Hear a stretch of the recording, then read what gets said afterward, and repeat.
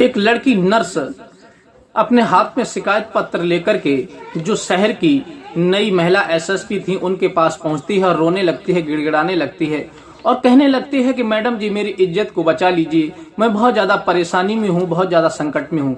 तब वो महिला एसएसपी कहती हैं कि आप इतनी परेशान क्यों हैं, पूरी बात हमें बताइए, तभी तो हम आपकी कोई मदद कर सकते हैं। तभी वो कहती हैं कि आपको डरने की कोई जरूरत नहीं है, आप यहाँ बैठ जाइए और पूरी बात बताइए।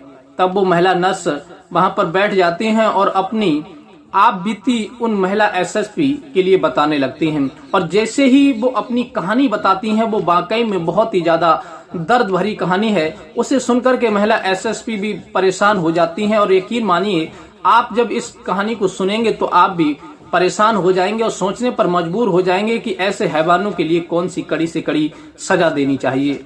तो आइए जान लेते हैं कि महिला नर्स ने वो महिला एसएसपी के लिए कौन सी कहानी बताई थी जिसे सुनकर के वो भी परेशान हो गई थी।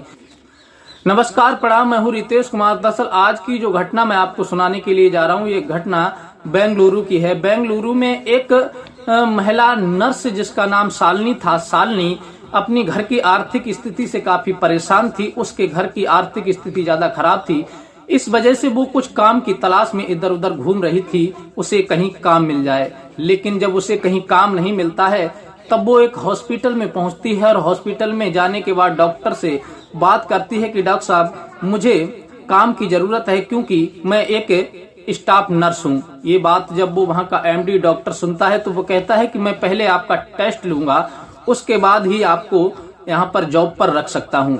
तब वो टेस्ट लेता है, लेकिन जो महिला शालिनी थी वो देखने में बहुत खूबसूरत लड़की थी और अनमैरिड थी। जब वो उसकी सुंदरता को देखता है फिर उसका टेस्ट लेने के लिए अपने केबिन में बुलाता है। बस उसकी नजर वहीं से उस महिला शालिनी के ऊपर गलत तरह से पड़ने लगती है। जब टेस्ट लेता है तो जो लड़की शालिनी होती है स्टाफ नर्स, तब वो महिला शालिनी अपने टेस्ट में खरी उतरती है और उनके सारे सवालों का बहुत ही मजबूती से जवाब देती है। ये बात वो डॉक्टर जब देखता है कि ये तो बहुत ही माइंडेड है, तब वो उसे अपने यहाँ सिलेक्ट कर लेता है और फिर उसे बता भी देता है कि तुमको इतना रुपए मंथली मिला करेगा और आपको हमारे हॉस्पिटल में अच्छी तरह से सर्विस करनी है। वो कहती है ठीक है सर, मैं जब यहाँ पर ड्यूटी करूंगी तो सर्विस अच्छी ही करूंगी, मुझे आप अच्छी तरह से समझा दीजिए कि आप मुझे किस वार्ड में रहना है।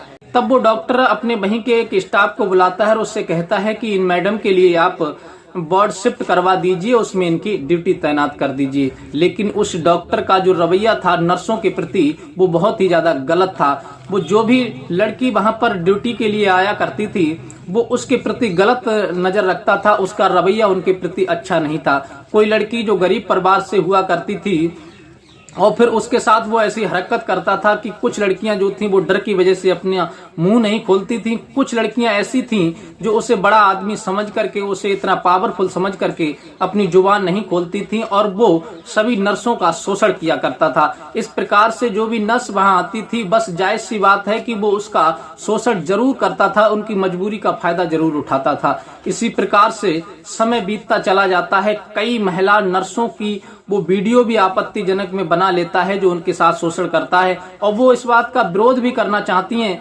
लेकिन विरोध वो करती तो करती कैसे, क्योंकि वो वीडियो उन्हें दिखा देता है और कहता है कि अगर तुमने मेरे खिलाफ किसी से मुंह खोला तो मैं ये वीडियो तुम्हारी सोशल मीडिया पर वायरल कर दूंगा, ना तो तुम्हारी कहीं शादी होगी और लोग तुम्हें थू थू करेंगे और समाज में तुम कहीं मुंह दिखाने के लायक नहीं बचोगी। ये बात जब वो लड़कियां सुनती हैं तो वो बहुत ज्यादा परेशान हो जाती हैं और उस हॉस्पिटल को छोड़ने का भी प्रयास करती हैं। तब वो फिर उन्हें ब्लैकमेल करता है डॉक्टर और कहता है कि तुम अगर इस हॉस्पिटल को छोड़ करके जाओगी तो मैं तुम्हारी ये वीडियो सभी को दिखा दूंगा, फिर तुम्हें कोई जॉब पर भी नहीं रखेगा और ना ही तुम्हें कहीं पर जॉब मिलेगी। फिर वो डर की वजह से सोचने लगती हैं कि अगर मैं बदनाम हो गई तो कहीं मुंह दिखाने के लायक भी नहीं बचूंगी, इसलिए शोषण तो मेरा हो ही रहा है, यहीं पर ड्यूटी सही। कुछ जो स्टाफ नर्स होती हैं वो वहीं पर उसी हॉस्पिटल में ड्यूटी करने लगती हैं।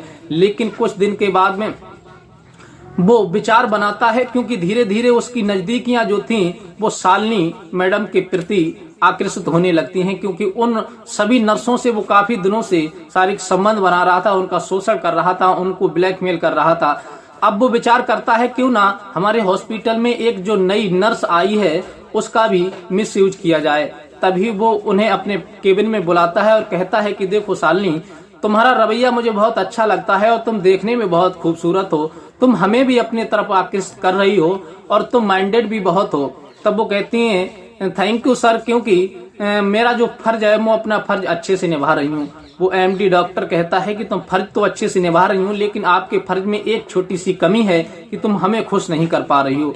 तभी वो कहती है शालिनी कि सर मैं आपकी बात को समझी नहीं कि आखिर आप क्या कहना चाहते हैं।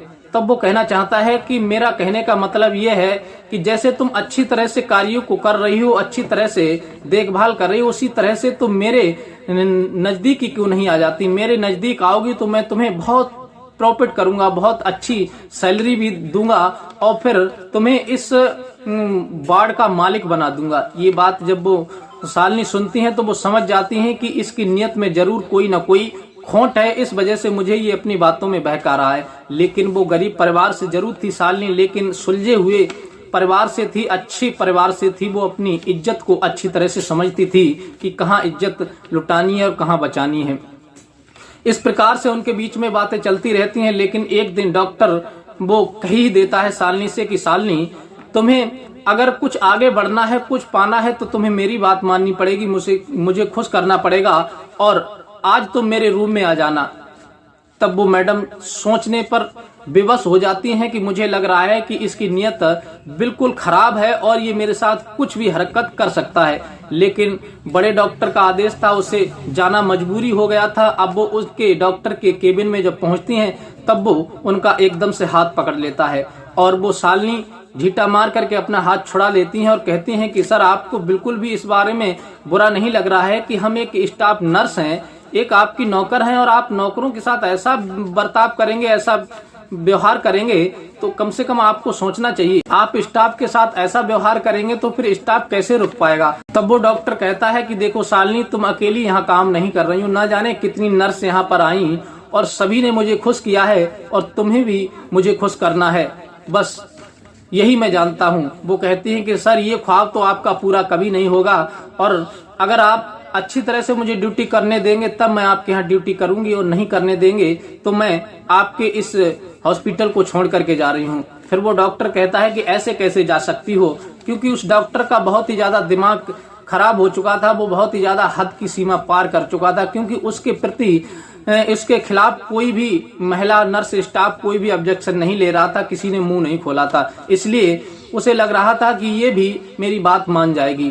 तभी वो उसका हाथ पकड़ करके जबरदस्ती अपने रूम में खींच करके ले जाना चाहता है, लेकिन वो महिला बहुत ही ज्यादा शोर शराबा करती है, जोर करती है, लेकिन उसके हाथ से छूट करके वो वहीं से भागती हुई सीधी शहर में चली जाती है। और फिर शहर में कहीं दूसरी जगह नहीं जाती, जहां पर जो उसी शहर की जो महिला आईपीएस अधिकारी थी जिनका नाम अंकिता शर्मा था, वो उस जिले की एसएसपी थी।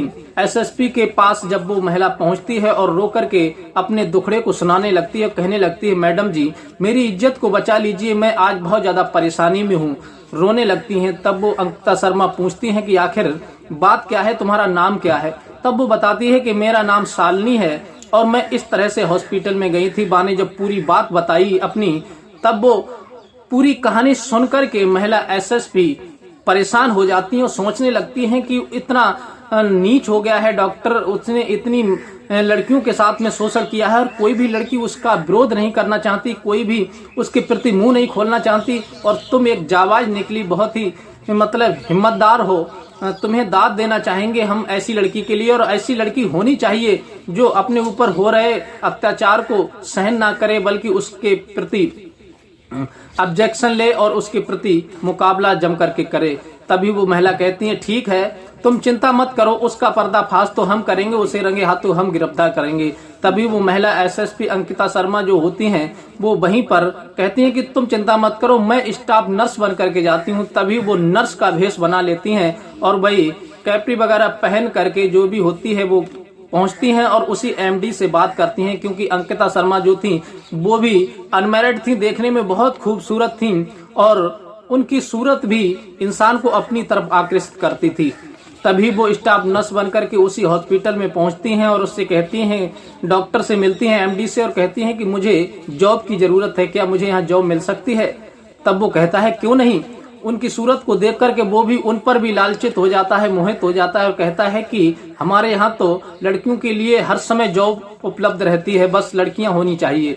अब वो उन्हें पूरी प्रक्रिया बता देता है। कुछ प्रक्रिया बताने के बाद उनसे इंटरव्यू भी नहीं लेता और उनकी सुंदरता पर इतना मुग्ध हो जाता है कि और डायरेक्ट उन्हें अपने हॉस्पिटल में रख लेता। तब वो कहता है कि अगर तुम मेरी बात मान करके चलोगी तो मैं तुम्हें यहाँ का मुख्य व्यक्ति बना दूंगा, क्योंकि सारी जिम्मेदारी तुम्हारे हाथ में दे दूंगा। ये बात वो सुनती हैं तो कहती हैं कि सर इतना ही दया किस लिए दिखा रहे हैं आप मुझ पर, और भी तो सारी नर्सें हैं। तब वो कहता है और भी नर्सें तो हैं, लेकिन आपकी जैसी क्वालिटी किसी में नहीं है, आपकी जैसी सुंदरता किसी में नहीं है। मैं आपसे बहुत ज्यादा खुश हूँ, आप 2 घंटे के बाद मेरे रूम में आइए। तब वो कहती हैं ठीक है। अब वो मैडम उस रूम में जाती हैं तो पहले तो वो उनसे घुमा फिरा करके अपने तरफ आकृष्ट करने की बातें करने लगता है अंकिता शर्मा से, लेकिन वो मैडम सारी बात उसकी रिकॉर्ड कर रही थी, अपने दिमाग में फीड कर रही थी, आखिर ये क्या कहना चाह रहा है, वो सारी बातें समझ रही थी। तभी वो कहता है कि देखिए आप यहाँ ड्यूटी करने के लिए आई हैं तो कुछ मकसद से ही आई हुई। आप भी सोचती हैं कि मैं ज्यादा से ज्यादा पैसा कमा करके अपने घर ले जाऊं, अपनी जरूरतों को पूरा करूं। अगर आप मुझे खुश करेंगी, मेरी बात को मानेंगी तो मैं आपकी सैलरी डबल कर दूंगा, और यहाँ भी जो भी नर्सें स्टाफ काम कर रहा है उनके ऊपर आपको तैनात कर दूंगा, आपके इशारे पर पूरा स्टाफ काम करेगा। अंकिता शर्मा कहने लगती हैं बहुत अच्छी बात है सर, ये तो सारा स्टाफ मेरे अधीन काम करेगा, मैं अच्छे से काम करवाऊंगी। तभी वो कहता है ठीक है, ये बातें तो बात को होती रहेंगी। तभी वो अंकिता शर्मा का हाथ पकड़ता है और हाथ पकड़ने के बाद अपने कमरे में खींच कर ले जाता है और उनके साथ कुछ अजीब हरकत करने लगता है। अंकिता शर्मा तुरंत उसे वहीं पर रोक देती है और उसका हाथ पकड़ करके उसके 2 तमाचे जड़ देती हैं और कहती हैं कि दुष्ट, तू सारी लड़कियों को अपने लालच में फंसा करके उनका शोषण करता है, उनके साथ दुष्कर्म करता है और लड़कियों को ब्लैकमेल करता है। तुझे पता है मैं कौन हूँ? तब वो कहता है कि तू कौन है, पूरी हकीकत बता। तब वो कहती है कि मैं इस जिले की नई IPS अंकिता शर्मा हूँ। ये बात सुनकर के उसके चेहरे पर पसीना आ जाता है और फिर तुरंत वो मैडम पुलिस फोर्स को फोन करती है। वहां पर कई गाड़ी पुलिस फोर्स पहुंच जाती है और तुरंत उस डॉक्टर के लिए गिरफ्तार करती हैं। वहां जो भी लड़कियां होती हैं उनके लिए सब अपने पास बुलाती हैं वो मैडम और उनसे सबके बयान लेती हैं। तब वो लड़कियां सभी बयान अपने स्टेटमेंट देती हैं और सभी अपनी आप बीती बताती हैं कि ये डॉक्टर हमारे साथ ऐसे ऐसे शोषण कर रहा था, काफी दिनों से ब्लैकमेल कर रहा था। तब वो मैडम उसके लैपटॉप को जब चेक करती हैं तो उसके लैपटॉप मोबाइल में उन्हीं लड़कियों की जो अश्लील वीडियो बनी हुई थी वो सभी उसमें रिकॉर्ड मिलती हैं। इस बात का बहुत ज्यादा वो मैडम विरोध करती हैं और उसके खिलाफ कई धाराओं में मुकदमा दायर करवाती हैं और उसे जेल भेज देती हैं, उस हॉस्पिटल को सीज कर देती हैं और लड़कियों को सतर्क करती हैं कि भविष्य में कभी भी किसी हॉस्पिटल में या किसी जगह पर काम करने जाओ तो सतर्कता से काम करना। पहले उसकी इंक्वायरी कर लो कि यहाँ का जो व्यक्ति है वो कैसा व्यवहार कर रहा है, स्टाफ के साथ में कैसा उसका बर्ताव है, कैसा रवैया है। वो ये सबको चेतावनी देती हैं और उसके बाद उसका सफाया साफ कर देती हैं। उसका जो साम्राज्य होता है उसे सलाखों के पीछे पहुंचा देती हैं। तो साथियों, इन मैडम के बारे में आप क्या कहना चाहेंगे? अंकिता शर्मा ने क्या उस भ्रष्ट डॉक्टर के प्रति ऐसा कड़ा एक्शन लेकर के सही किया या गलत किया? आपकी जो भी राय हो, अपनी राय हमें कमेंट में दे सकते हैं और मिलते हैं इसी प्रकार की कोई नेक्स्ट कहानी के साथ। तब तक के लिए दीजिए इजाजत, नमस्कार।